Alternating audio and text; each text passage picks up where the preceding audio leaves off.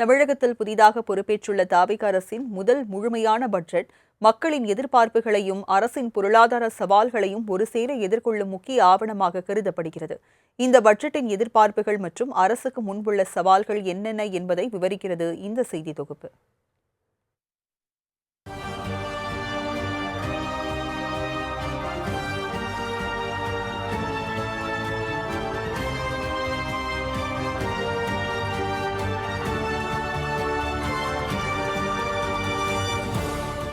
முதலமைச்சர் விஜய் தலைமையிலான ஆட்சியின் முதல் பட்ஜெட் என்பதால் தேர்தல் வாக்குறுதிகள், மாநிலத்தின் நிதிநிலை, வளர்ச்சி திட்டங்கள் ஆகியவற்றுக்கிடையே சமநிலை ஏற்படுத்த வேண்டிய பொறுப்பு அரசுக்கு உள்ளது.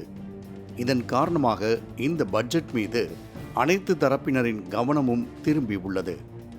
புதிய அரசின் முன்னிருக்கும் மிகப்பெரிய சவால் மாநிலத்தின் நிதி நிலையை சீராக வைத்திருப்பதுதான். அதன்படி பார்த்தால் மாநில வருவாயை உயர்த்துவது, நிதி பற்றாக்குறையை கட்டுப்படுத்துவது, கடன் சுமையை அதிகரிக்காமல் செலவினங்களை நிர்வகிப்பது போன்றவை அரசுக்கு சவாலாக இருக்கும். அதே வேளையில் சமூக நலத்திட்டங்களுக்கான நிதி ஒதுக்கீட்டை குறைக்காமலும் வளர்ச்சி திட்டங்களுக்கு போதிய முதலீடு செய்ய வேண்டிய கட்டாயமும் உள்ளது.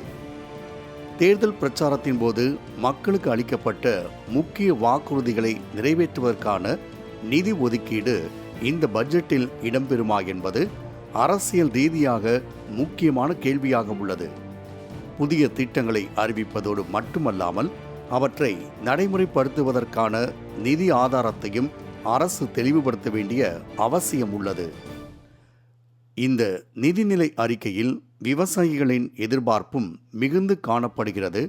அந்த வகையில் பாசன வசதிகளை மேம்படுத்துதல், விவசாயிகளுக்கு உற்பத்தி செலவை குறைக்கும் திட்டங்கள், இயற்கை வேளாண்மைக்கு ஊக்கம், பயிர் காப்பீடு மற்றும் சந்தைப்படுத்துதல் வசதிகளை வலுப்படுத்துவது போன்ற அறிவிப்புகள் எதிர்பார்க்கப்படுகின்றன.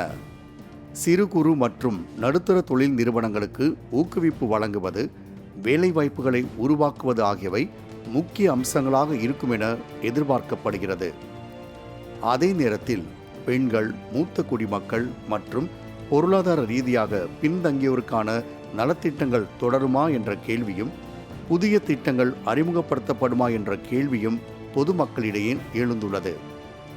இந்த பட்ஜெட் வெறும் வரவு செலவு திட்டமாக மட்டுமல்லாமல் புதிய அரசின் நிர்வாகத்திறன், பொருளாதார அணுகுமுறை, வளர்ச்சிக்கான முன்னுரிமைகள் மற்றும் மக்களுக்கு அளித்த வாக்குறுதிகளை நிறைவேற்றும் உறுதிப்பாட்டை வெளிப்படுத்தும் முக்கிய ஆவணமாக இருக்கும். எனவே இந்த அரசின் முதல் பட்ஜெட் தமிழகத்தின் பொருளாதார திசை நிர்ணயிக்கும் முக்கிய மைல்கல்லாக அமையுமா என்பதை பொறுத்திருந்து பார்ப்போம். மாலை முரசு தொலைக்காட்சி செய்திகளுக்காக பொன்ராஜ் கண்ணன்.